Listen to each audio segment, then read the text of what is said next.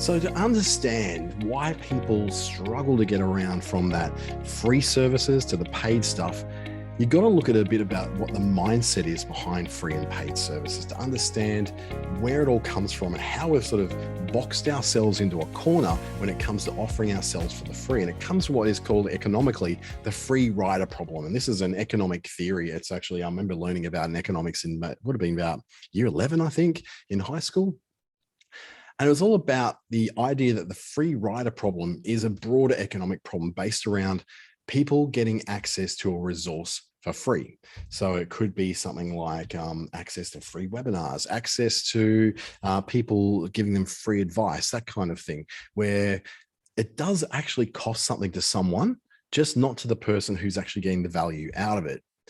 What we tend to do with the free riders is that we find there's many more of the free riders happening than the paid riders. So you think about it, right? Unless we had inspectors on trains checking tickets, you'd probably have everybody riding for free because there'd be no consequences to anyone riding the train for free.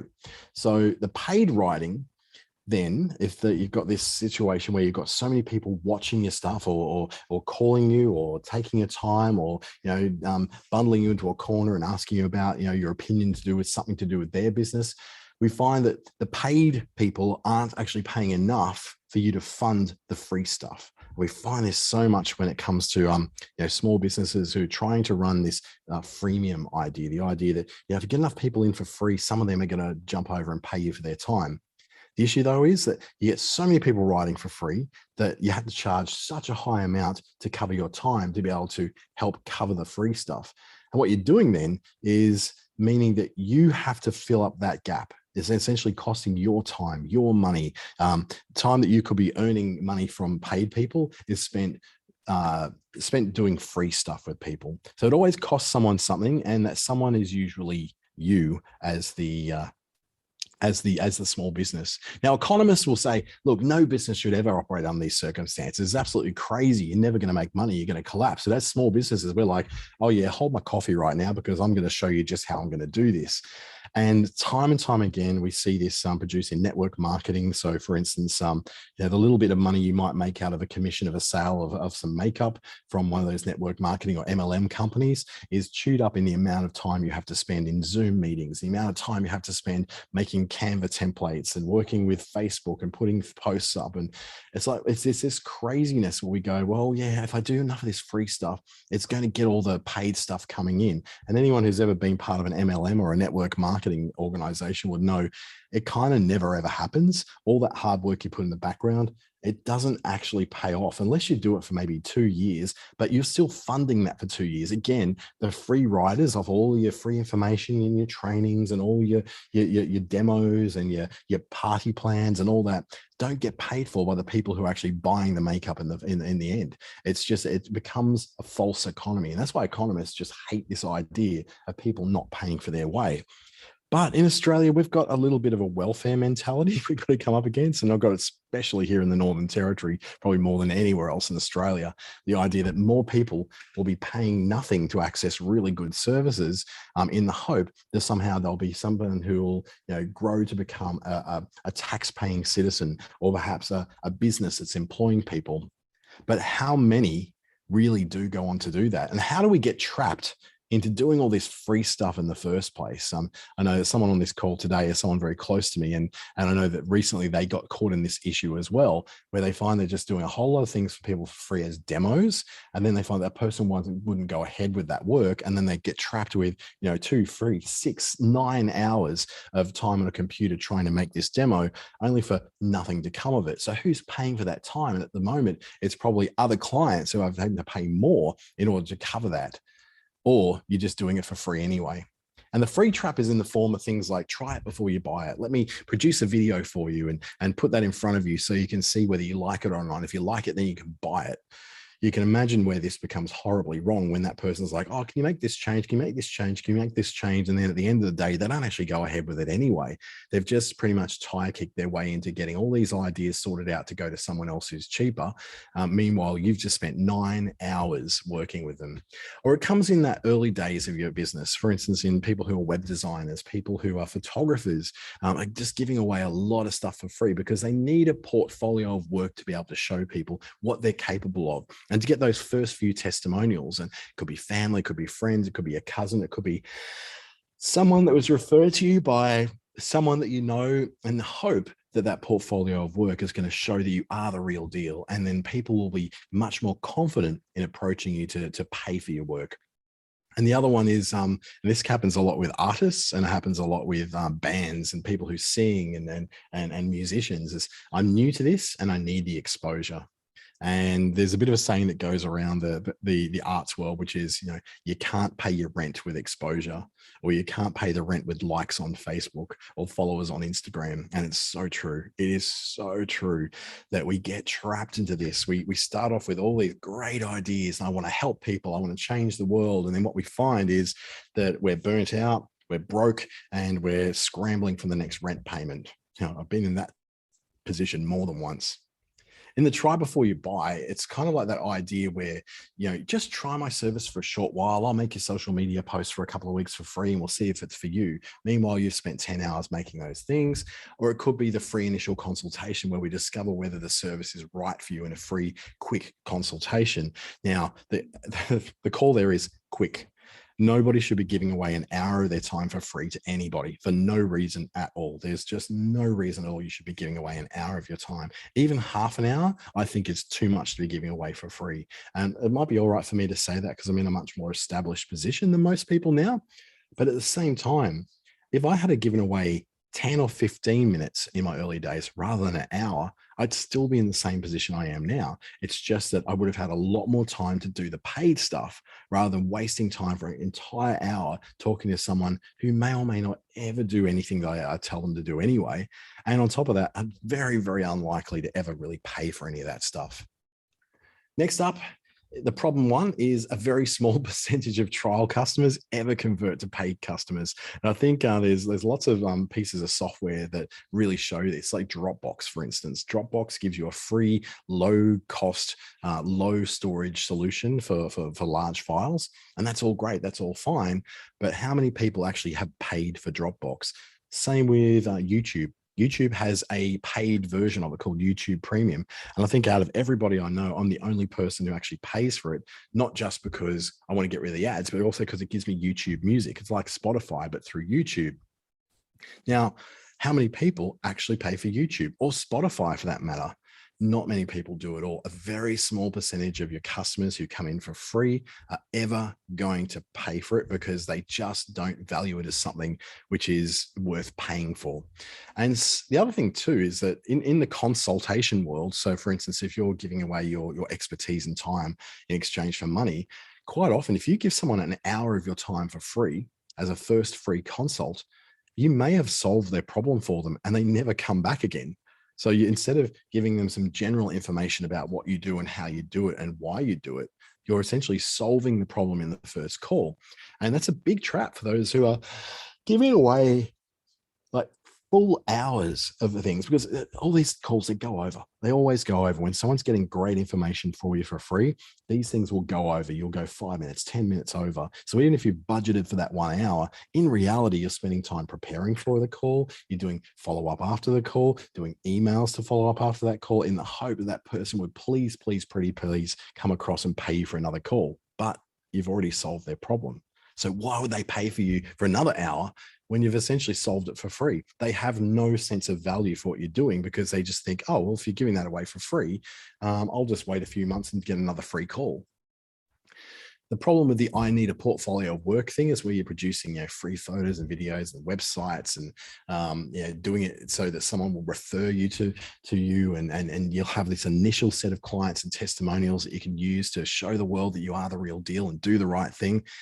The problem with all that is that the referrals rarely ever happen. It's not like you do, like For instance, if you go and take photos for a friend's wedding and you produce these amazing, beautiful photos and they love them and they got all these gorgeous photos for life. And how many times do you really think they're going to refer you when someone says, "Oh my God, your photos are so beautiful"? Do you really think they're going to sit there and they have people over for dinner and say, "Oh yeah, you got to go and see my friend Karen because she's amazing at taking photos. She took our photos for us and she did it for free as well. Couldn't believe it." So straight away, that you've got that association with that they did it for free. So if someone ever comes to you after being referred, they've already been told that you've done this for free in the past. So they're expecting it to be cheap, if not free, that you would somehow do the world a favor, because after all, you're only taking a few photos, you're only singing a few songs, you're only painting a couple of pictures. It it we need to get this idea out of our heads that it's just this, it's just that. It's not just a few of these things and a few of those things. We've got to get into this headspace which says, actually, it costs money because these things take me hours. It costs this much because it takes me freaking hours to do this stuff. Imagine doing a whole day of photography at a wedding and never being paid for that. And people thinking that paying you $50 and giving you some food is going to pay for that time and that effort and all that training you'd had to go through, all that equipment you've had to buy, all that time you had to spend out in the sun.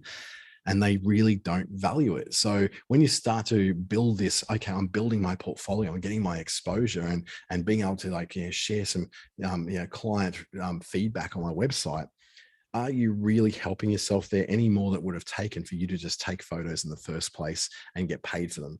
I believe get paid and then also do that. You might start off getting paid less when you first start out, like I did when I first started building websites. They cost a lot less than what they do now. But when I finally stopped doing websites, it was at a point there where it was like 100 times the cost of what I used to charge to do websites, simply because I had the background, the experience, the reputation, and the momentum to keep going on with it.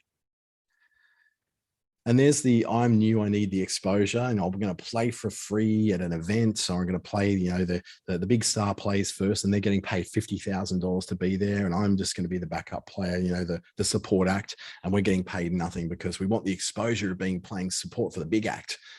What a crock! If venues are not paying you for your time, then they can get someone else. You don't deserve to be paid nothing for your time, your talent, and your abilities. It's like speaking at conferences for free as well. I've been guilty of doing this one myself, where I've just gone, yeah, sure, I'll just speak at your conference for free. I know you're paying the people who are coming from interstate. I know you're paying the people who are coming from overseas, but I'm the local guy. Yeah, sure. It'd be nice to be associated with that. These days, I only speak for free at a conference if it is full of the kind of people who I'm likely to make customers of. If I'm not going to make clients of them, if I'm not going to get them converting to people who will follow me on various social media, and then perhaps then I can entice them to pay for my services, then I'm not speaking for free at your conference. I think it's just now a point where conference organizers, event organizers, pubs, clubs, hospitality venues, we all went through COVID. It wasn't just you guys that went through COVID, it was all of us. So we've now got to learn to pay our way through these things. If you can't afford to pay a band to play at your pub, then you don't deserve to have live music at your pub. If you can't afford to pay someone to take your photos at your wedding, then you do not deserve to have anyone taking photos at the wedding.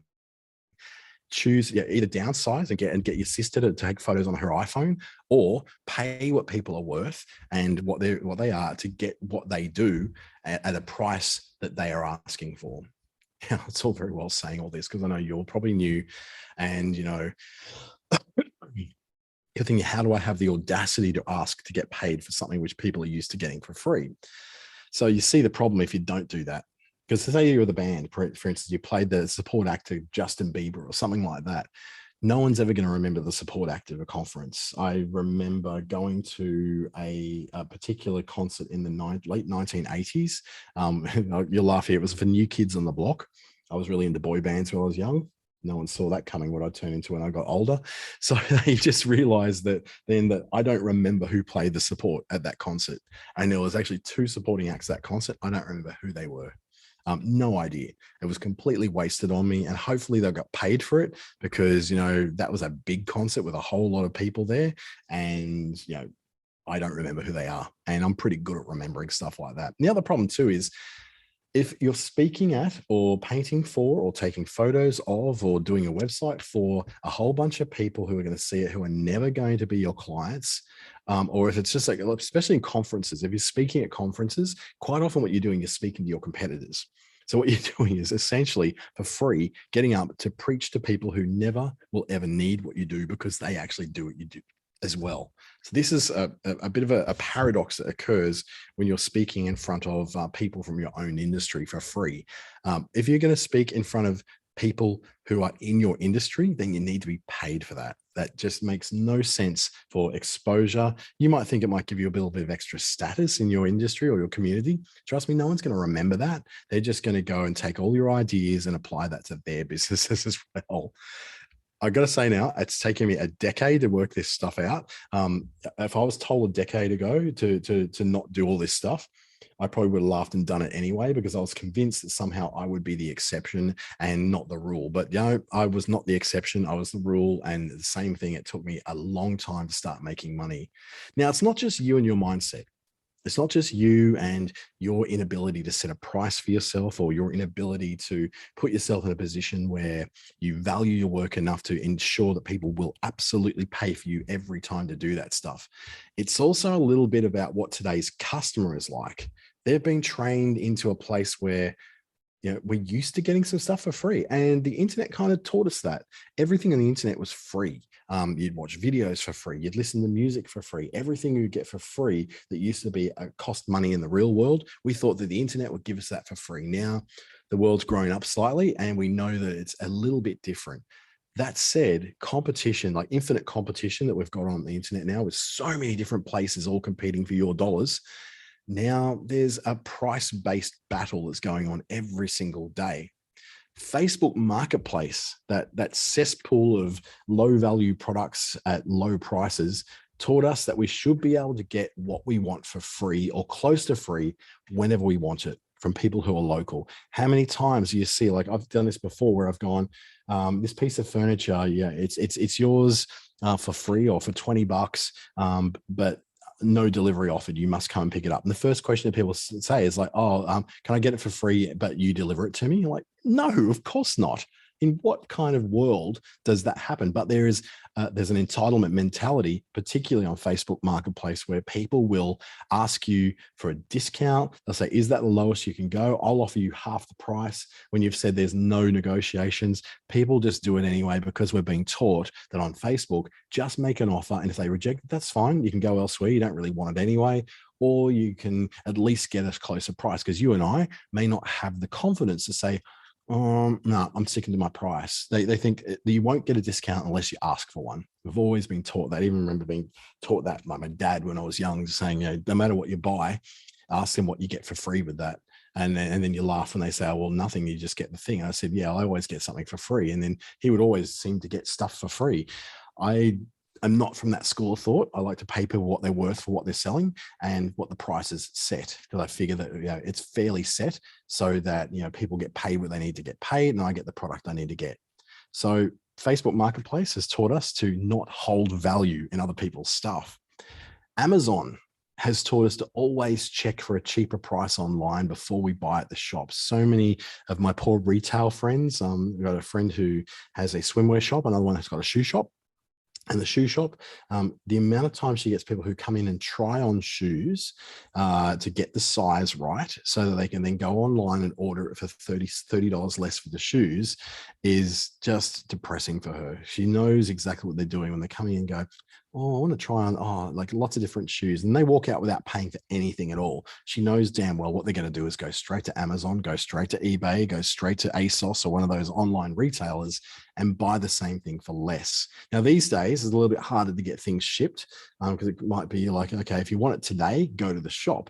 If you want it in 6 to 8 weeks or 3 months in some cases, well, then, maybe buy it online, because the logistics is all broken and COVID has kind of broken things down. Fuel prices have made delivery ultimately so expensive to do. But Amazon has taught us that you can always find a cheaper price online. So go and check for that cheaper price online. But maybe go and try on the clothes first at the shop that's physically in the shopping center. So it's a really hard thing if you're a retailer. For your online retail, probably a bit easier. Kmart has taught us that anything you can buy at IKEA or any other store that's a giftware store or a homeware store, you can probably get it for $5 to $7 at Kmart. A friend of mine went to Kmart the other day and was shocked by just how much amazing stuff is there for such cheap prices.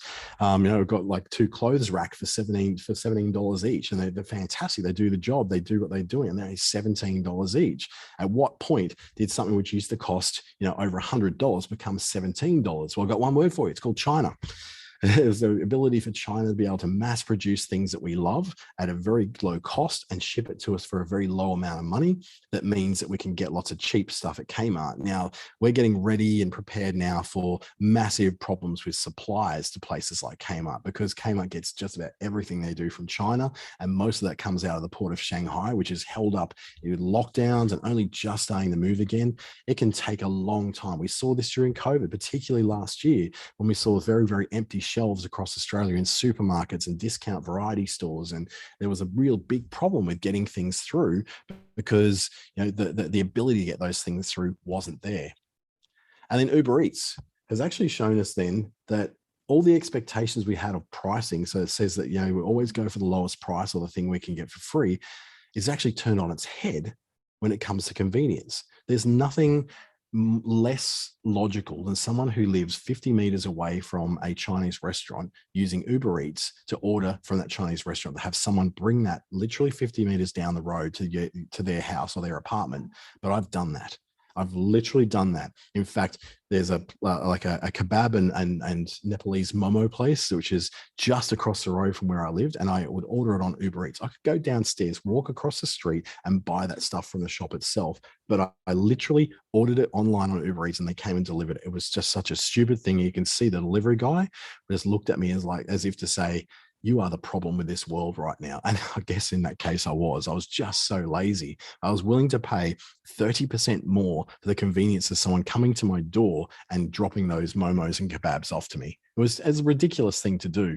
We value different things for different reasons. I valued my time, so I was willing to pay more. But someone may not value the fact that a beautiful vase sitting on a credenza in the hallway in your house could cost $350 if you bought it from the local handmade pottery supplier, but you can buy something that looks just as good from Kmart for about $12. So you've got these big problems with what we think value is when it comes to people, and that's what then starts this whole problem with people not wanting to pay us what we're worth.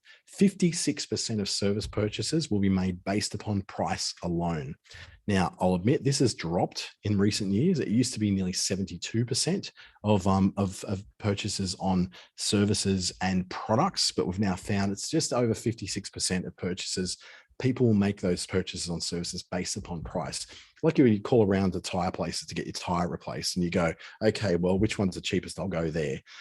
These days, it's dropping them almost a half and half as we start to get into a convenience culture of going, I will pay that little bit extra if the first person I call is available to do it today. And that could be, you might be paying twice as much for that.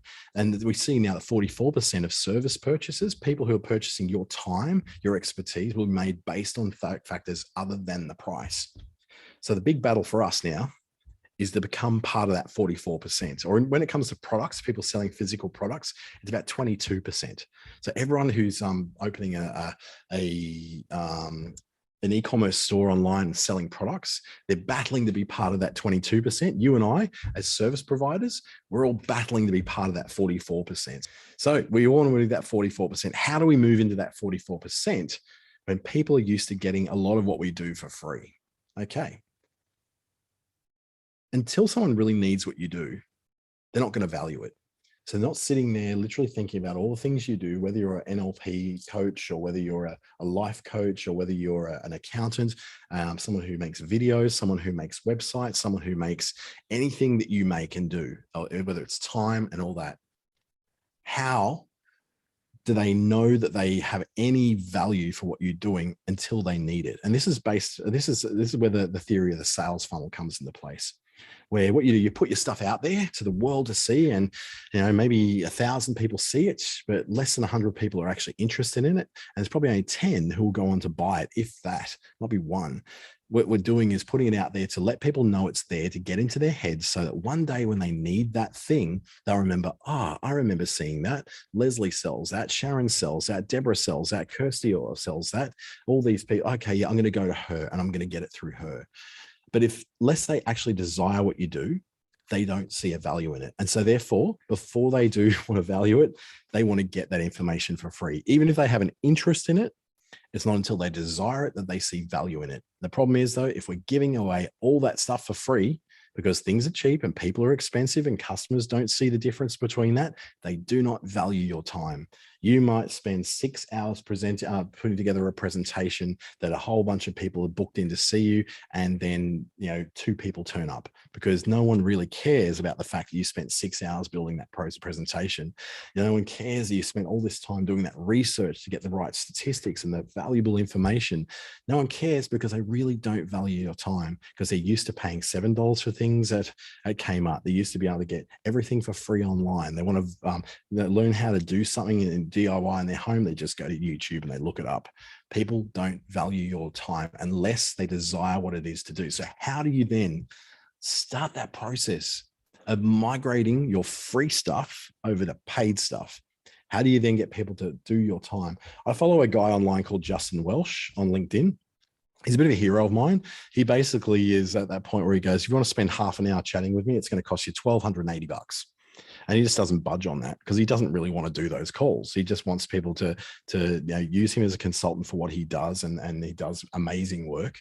But he's like, if you really, really must speak to me for half an hour, it's going to cost you. And he gets lots of people booking him in. Like, it's not that this guy, gets one call at $1,280 a year. He gets multiple calls a week. He makes enough out of those calls to pretty much pay his way through life.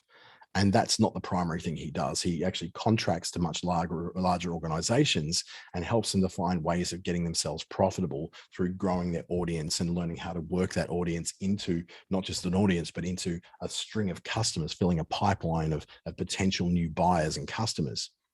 So migrating from that, he's got a bit of a funnel that he says, basically, if you need my time's worth a lot more than you can probably afford. So if you can't afford $1,280 to spend half an hour of my time, mind you, that's half an hour, not a whole hour.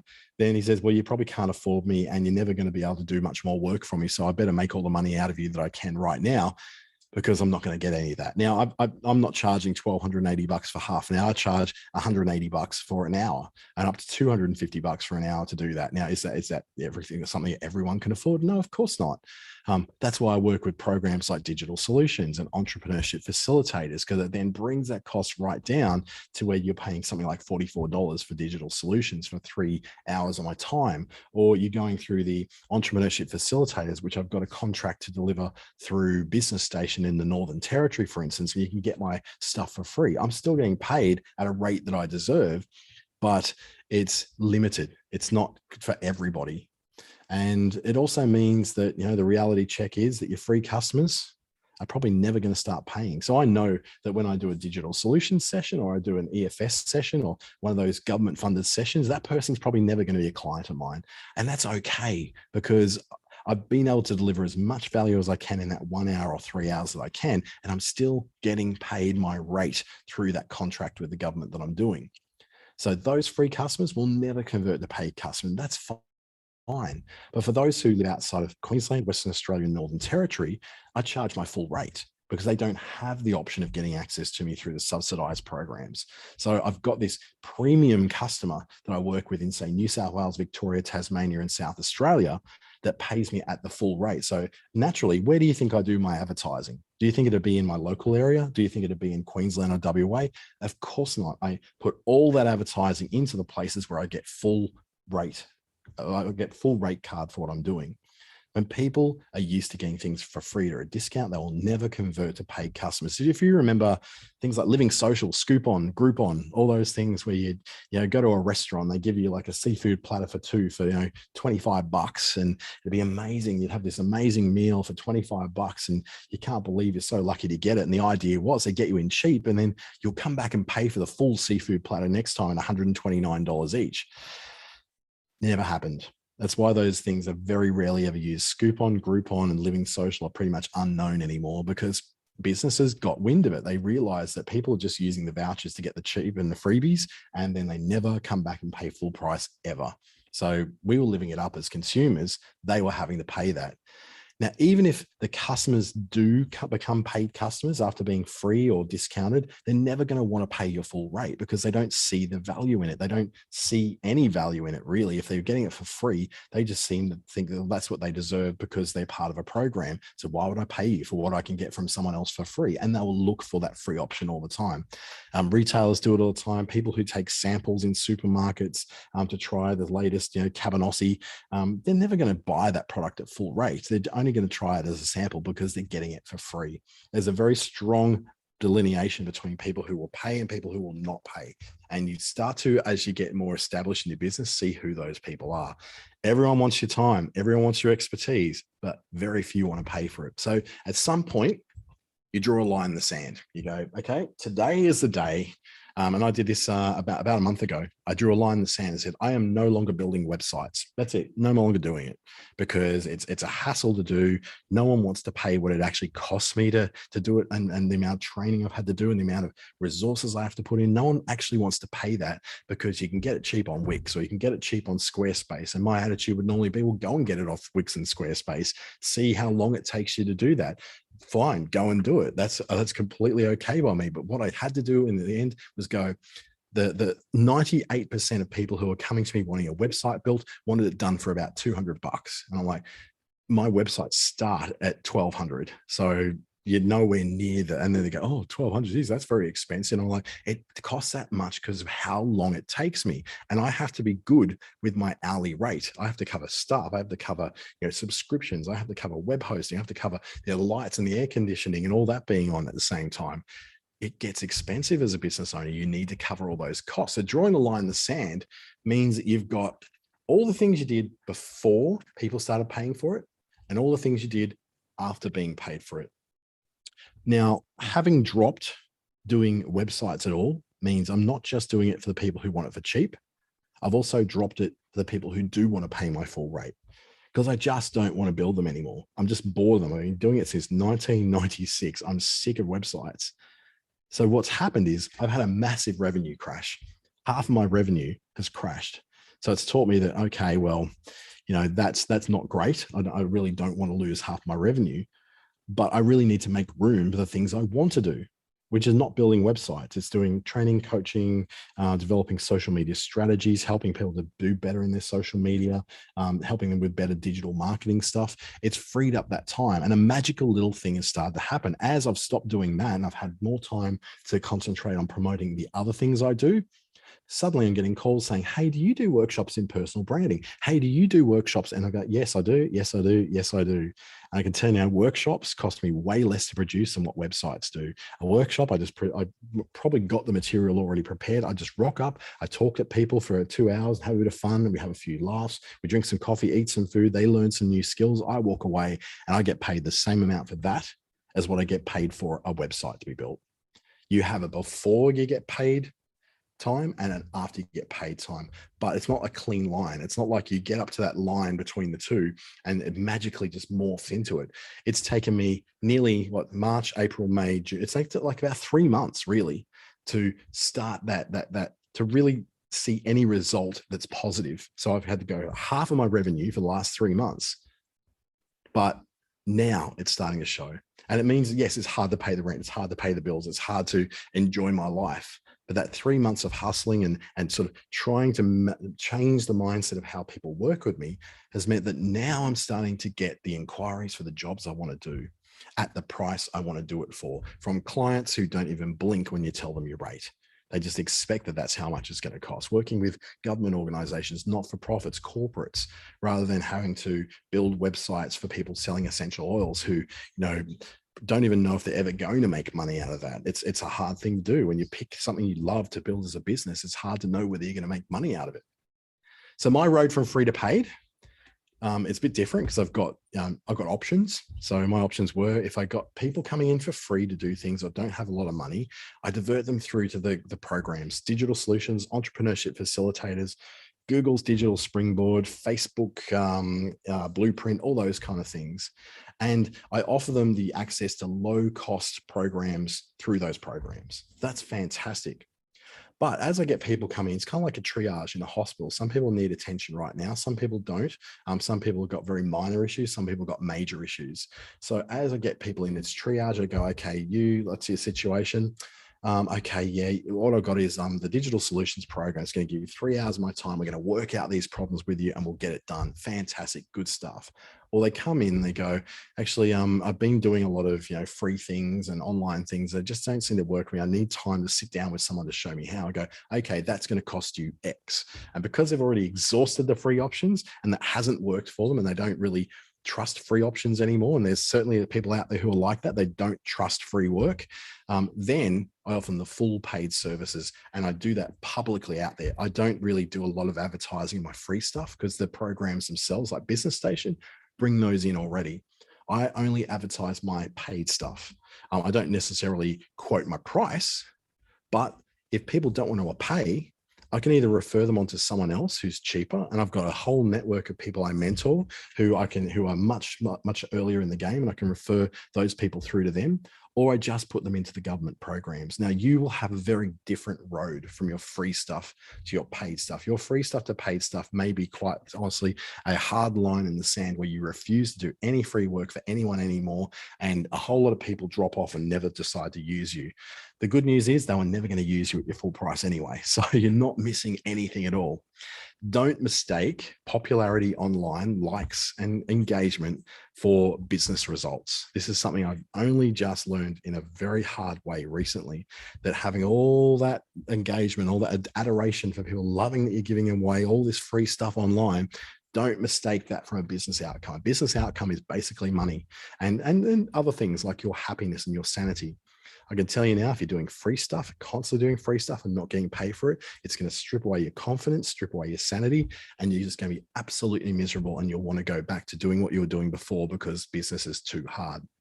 The sooner you get paid, the happier you're going to be. So money doesn't buy happiness. I'll tell you what, it gives you options, and options make me happy.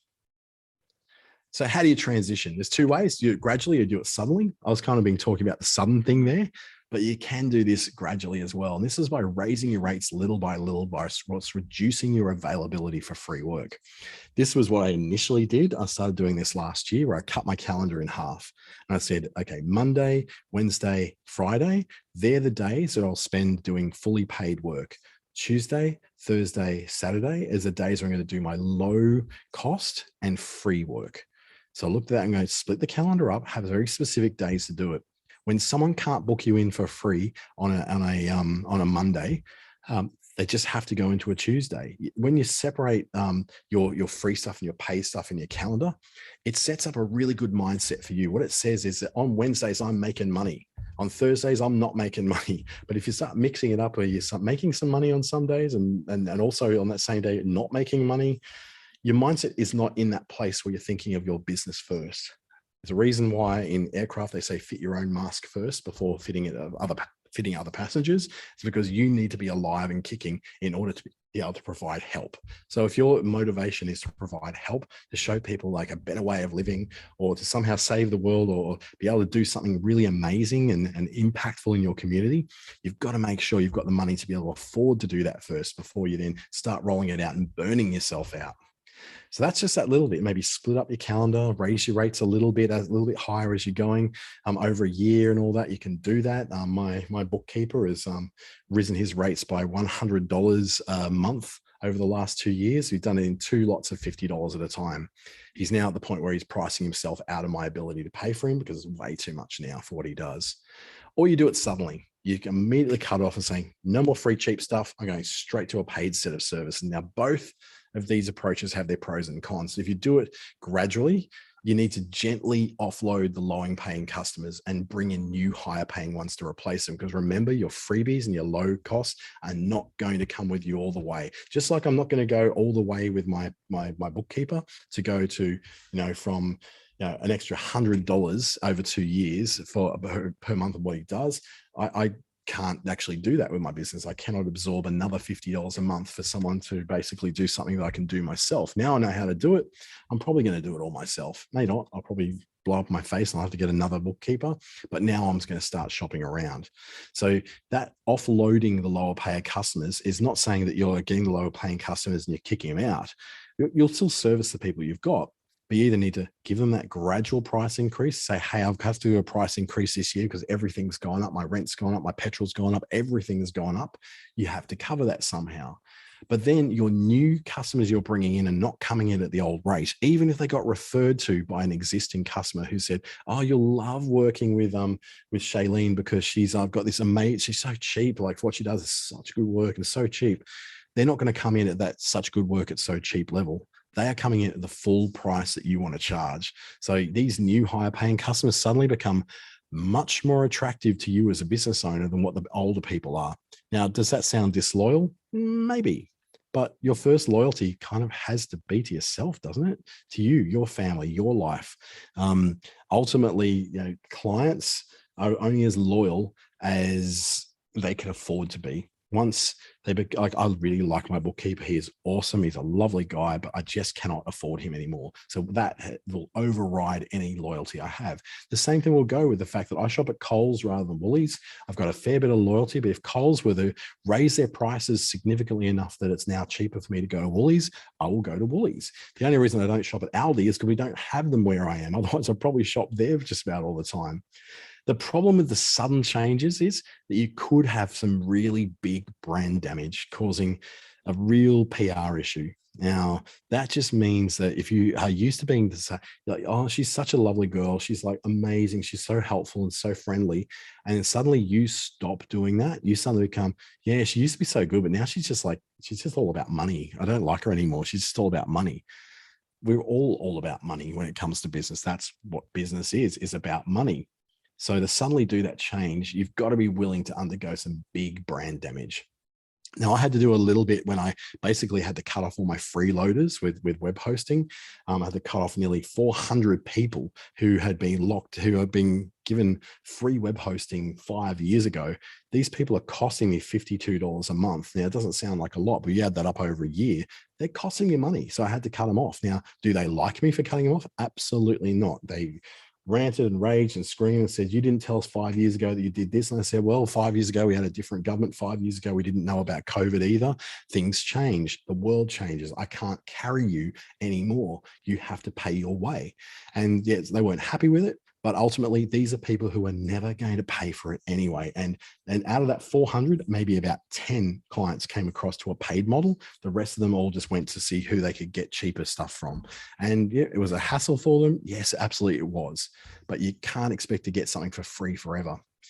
And the ultimate thing is that if you are known as the cheap option, if you're known as the easy way to do it, as a free way of doing it, it's really difficult to suddenly rebrand as a higher priced option. In fact, what you may need to do is literally rebrand. You may need to change the name of your business to remove that. One of my earlier business names was Darwin Websites, and the idea was that if you're in Darwin, you get a cheap website and be up and going and all that. Now, when I stopped offering that, I had to then bring all of my work under one thing called Clickstarter, because that was my higher price, more premium brand. But I also decided it was time to produce a different logo. I needed to make sure that people didn't associate the old logo and the old company with the cheaper way of doing things. I had to bring it over to a higher level, a much more high-end looking logo that I actually paid someone to do. Didn't pay a lot, about $150, but still, it's a way better logo than the one I designed myself in Photoshop so many years ago. I got someone on Fiverr, cost me $150, I think in Australian dollars at the time. And it was great. I'm really happy with it. It's carrying me well. It brought across a different kind of customer, and now it looks more high end and attracts a more high end customer. The prices I quote now are up to 50 times bigger than what they were when I first came to town with this set of products. But I had to rebrand to do it, because I couldn't have the cheap and easy and cheap and cheerful way of doing it as the primary way that people remembered me. We've seen this in the corporate world. This is a very famous example of it. Virgin Australia used to be Virgin Blue. And the whole thing about Virgin Blue was they were keeping the airfare. They were a low-cost airline at the time. There was no Jetstar around at that time. There was just Qantas and Virgin Blue. And Virgin Blue were absolutely killing it because they came in with the low-cost budget carrier model. You had to pay extra for this and pay extra for that. But, you know, some people loved it, some people hated it. But we got very used to it. And then what happened is that Virgin decided to rebrand to Virgin Australia. And that was a higher end brand. The logo looks more modern, looks a little less cheap. It was put in a place where, you know, they were now had business class and different classes, and things were included, and food started to be included. And the planes were a little nicer to sit in than what the Virgin Blue ones were. And now you had a very different way of thinking, but they had to, in order to move into a different part of the market, they had to rebrand. They couldn't go as Virgin Blue, keeping the airfare, into a higher cost model. Now, they weren't as expensive as Qantas, but they were getting up towards that, because what happened now is that Qantas had Jetstar competing against Virgin Blue. So Virgin said, well, we need to move to in between those two. But they had to rebrand. They couldn't just suddenly say, well, the Virgin Blue planes will just charge more for you to sit in them for no reason other than, you know, we're now competing with Qantas more than we are with Jetstar. No, they had to rebrand and do something new. They had airline lounges, all that kind of things.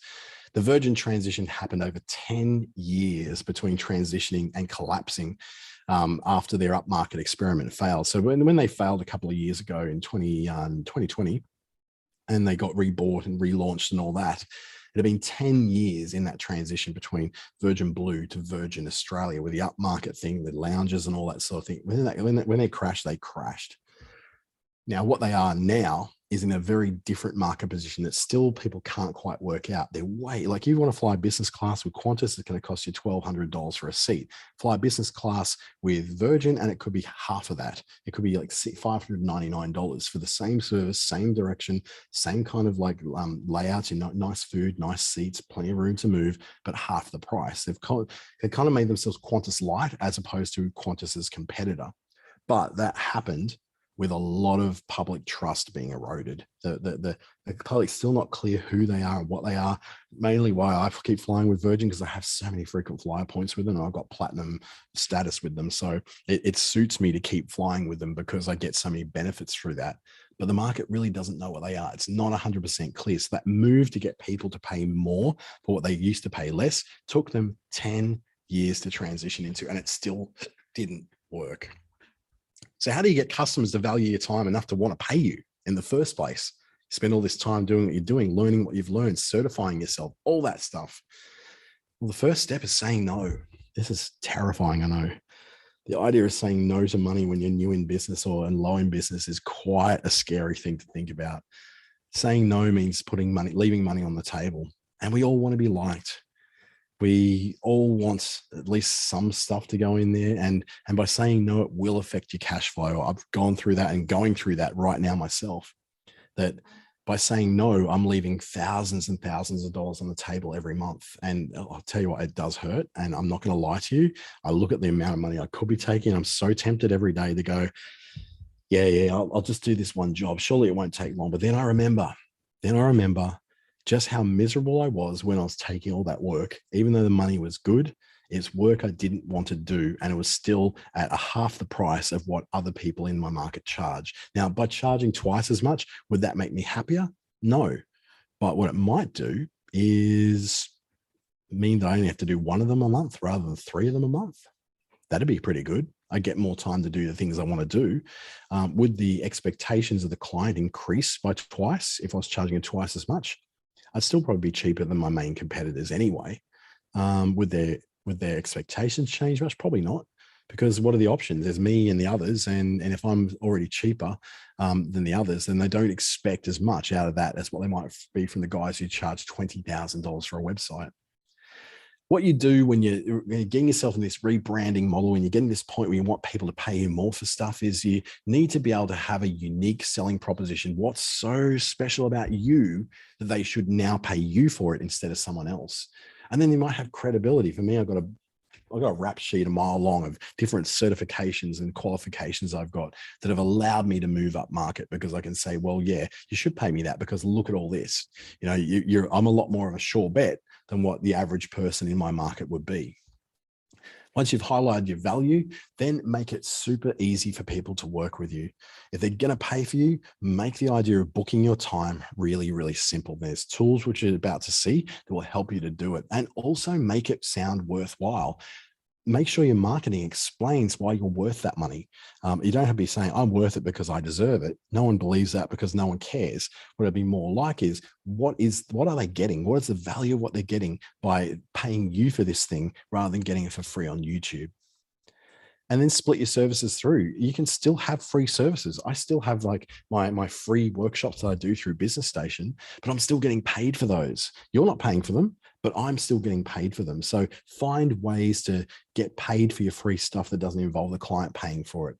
But make sure you have your paid services, your advanced services. It might be, give away 15 minutes for free on a discovery call. But if you want an hour of my time, you pay for that.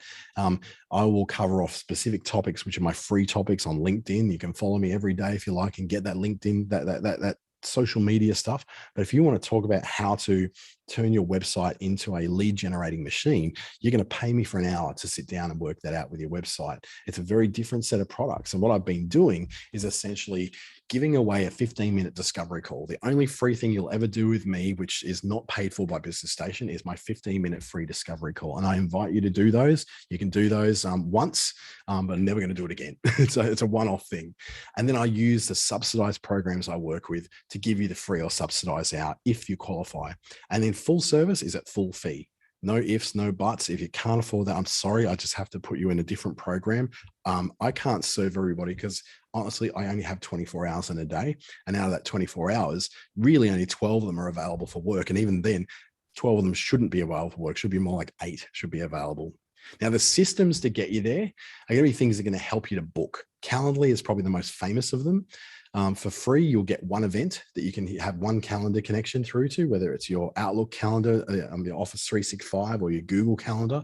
It will tee up in there and we'll actually see when you're available and allow people to then make that booking.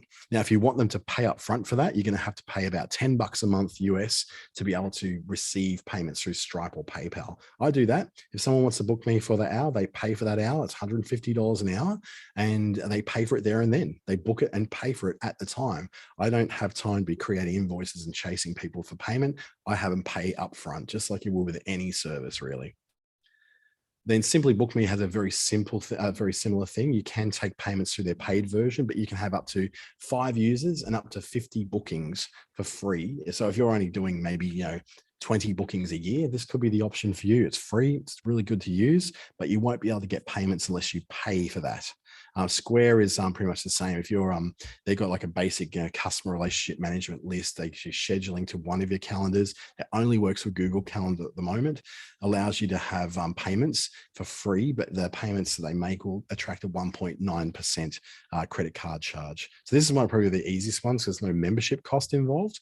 It's just a card processing fee that goes through Square that allows you to take those bookings through Square Bookings. Timify is another option, free to start with unlimited booking services and connections to payments. But you have to pay to sync it to your calendar or to have things like group bookings or some sort of customer history in place. So this one's really good if you don't want to have to pay to get payments, but understand it's not going to sync with your calendar. It's not going to look for available time. It's just going to assume that every time's available and you can fix that up later with them. HubSpot is what I'm starting to migrate to. It's free to start with. You can get unlimited bookings, connection to payments. They're all part of the free HubSpot CRM. You can connect it through to Stripe, any of those sort of things. The only thing is that that there are paid extras, which is removing HubSpot branding from your appointments. Actually, the connection to payments is not included with HubSpot. So I can only take free things that I invoice for later through HubSpot. So it all just it only connects to Google Calendar at this stage, not Outlook Calendar. So it's gonna be limited for you. I'm migrating to it because I don't have that many full fee paying ones now, so I can then go and start to invoice people for those. At the moment, I've got a bit of a mishmash. I've got Microsoft Bookings, Nova Call, Calendly, Google Calendar, HubSpot, all sort of mishmashing into the same Google calendars to handle my calls and handle my bookings. So sometimes they get a little bit messed up. So at some point, I'll be doing one thing and one thing only for booking my time, and that will probably be through Calendly, because I can actually hook Calendly into HubSpot, which is my customer relationship management system, and then everything can work through my Google and my Outlook calendars as well. So it's some of those things are free, some of them are paid. What they all do is make it a lot easier for people to be able to work with you.